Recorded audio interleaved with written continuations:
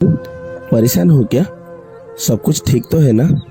यास्मीन ने वरुण का हाथ पकड़ लिया और बोली, वरुण, मुझे कभी खुद से जुदा तो नहीं करोगे ना? वरुण मुस्कुराने लगा और बोला, ये क्या बात हुई? भला मैं तुमको खुद से जुदा क्यों करूँगा? तुम मेरे परीक्षा की जीने की वजह हो। यास्मीन ने परीक्षा को अपने सीने से लगा लिया। वो अब परीक्षा की मोहब्बत और परिवार की तरफ से दी जाने वाली इज्जत में यास्मीन पूरी तरह से गिरफ्तार हो चुकी थी। अगली सुबह परीक्षा की तबीयत बहुत खराब हो गई। वह उसे डॉक्टर के पास ले गए तो डॉक्टर ने परीक्षा को इंजेक्शन लगाया। परीक्षा के साथ यास्मीन भी रोने लगी।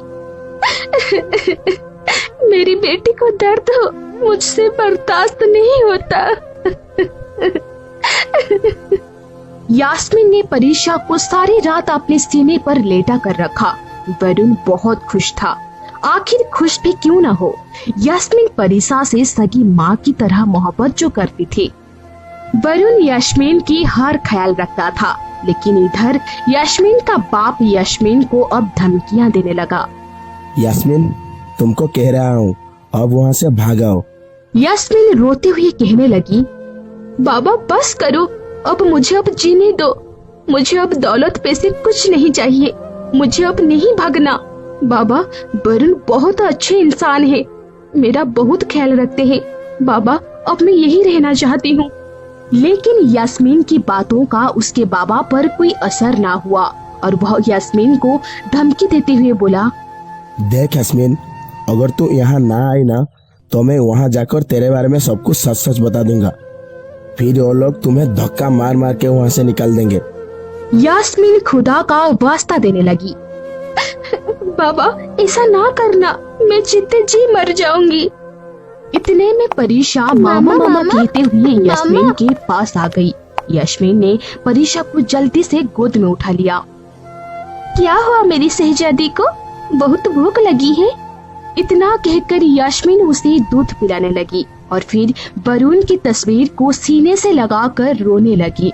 आसमान की तरफ देखकर कहने लगी, या अल्लाह, मैं जानती हूँ मैंने बहुत गुनाह किया हूँ। मैं अपने गुनाहों की माफी मांगती हूँ। मुझे वरुण और अपनी बेटी परीक्षा से जुदा ना करना, मैं मर जाऊंगी। इसी तरह शादी को 1 साल हो गया था। वरुण यास्मीन के लिए आज सोने की अंगूठी लेकर आया था और यास्मीन से मोहब्बत भरे अंदाज में कहने लगा, मेरी पहली बीवी के जाने के बाद मैं जीना छोड़ दिया था, लेकिन यास्मीन, तुम्हारे आने से मुझे दोबारा जिंदगी मिली है। यास्मीन भी बहुत खुश थी। शुक्रिया वरुण, मुझे इतनी खुशियाँ देने के लिए।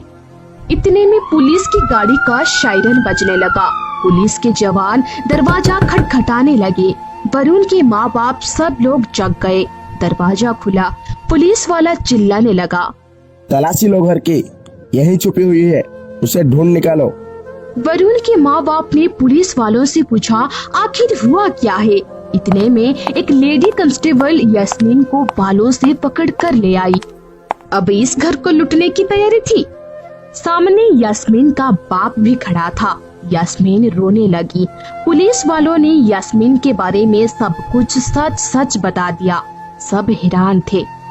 यास्मीन खामोशी से सर झुका के खड़ी थी। वरुण ने यास्मीन से पूछा, क्या यह सच है? तुम एक फ्रॉड औरत हो? यास्मीन रोते हुए कहने लगी, वरुण, मेरी बात तो सुनो। वरुण ने चिल्लाकर कहा, हाँ या ना, मेरी जवाब दो। यास्मीन ने वरुण की तरफ प्यार भरी नजरों से देखते हुए हाँ में सर हिलाया। तभी वरुण ने चिल्लाकर कहने लगा, ले जाओ इसको मेरी नजरों के सामने से दूर। इधर परीक्षा भी इतना शोर शराबा सुनकर नींद से जाग गई। रोते हुए माँ माँ कहते हुए कमरे से बाहर आ गई। यास्मीन का दिल फट सा गया। मेरी जान, मेरी बच्ची।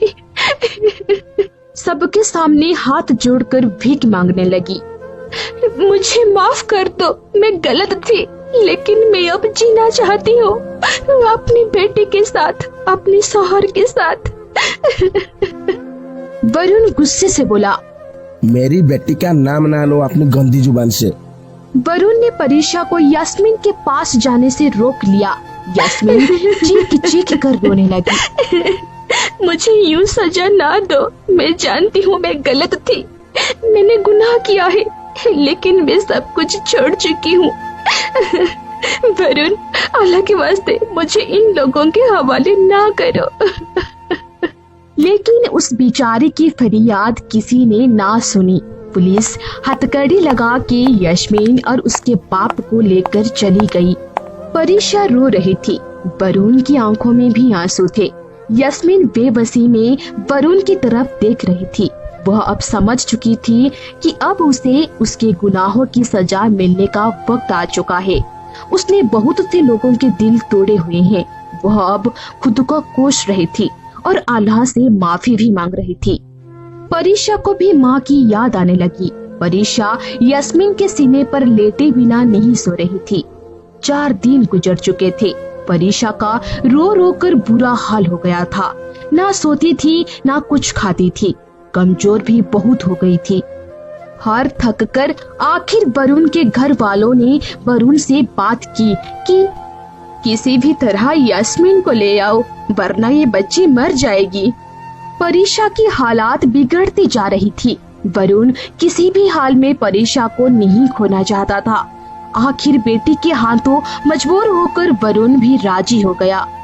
थाने जाकर पुलिस वालों से बात की, एक वकील खड़ा किया। यास्मीन और उसके माँ बाप अब जेल जा चुके थे। उन्हें उनके किए की सजा मिल चुकी थी।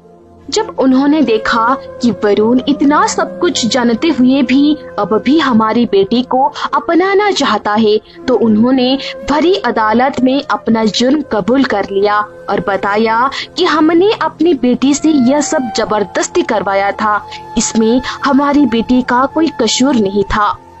अब वह भी शर्मिंदा थे, अल्लाह से रो रो कर माफी मांग रहे थे। 2 दिन में ही वरुण ने वकील के साथ मिलकर यास्मीन को छुड़वा लिया और उसे घर ले आया।